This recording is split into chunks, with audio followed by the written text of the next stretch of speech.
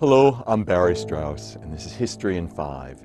Today I'm going to tell you 5 things you should know about the death of Julius Caesar.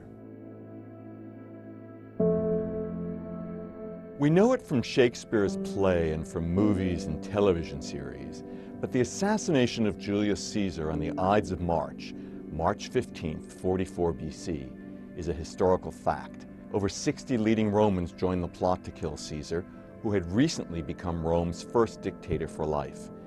Time was running out, as Caesar was about to leave Rome for a war in the East on March 18th, and the Senate was meeting on the Ides, and the conspirators wanted to strike in a Senate meeting, where Caesar would be unprotected, and where their deed would seem like a public-spirited act and not a private vendetta.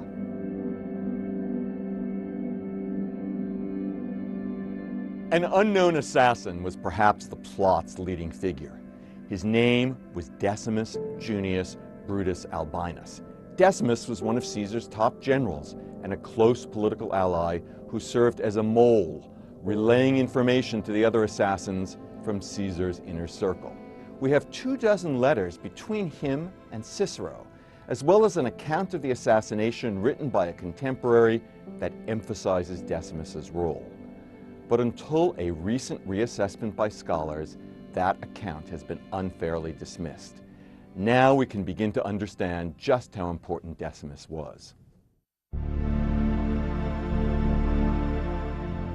Caesar's funeral took place in the Roman Forum 5 days after his murder on March 20th.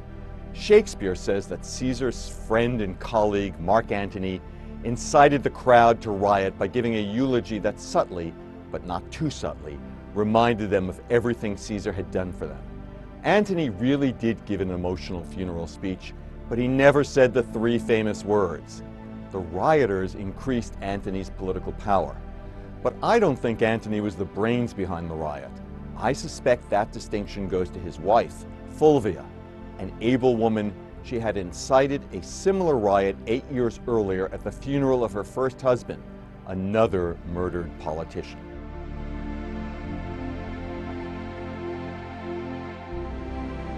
Cleopatra added to Caesar's unpopularity in the weeks before his murder, and not because he was unfaithful to his wife, but because he was unfaithful with a queen. This fueled the rumors that the dictator for life really wanted to be king, a horrible thought for most Romans. As a monarch, Cleopatra was not allowed to enter downtown Rome, so she missed both the assassination and Caesar's funeral. But she stayed outside the city for several weeks after Caesar's death, before returning home to Egypt, in order to establish ties with Rome's new rulers. Why did she stay?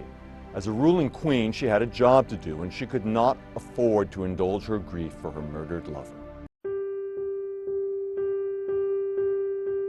Rome was full of soldiers on the Ides of March, and in the next week, many more poured into town, worried about losing the money and land that Caesar had given them.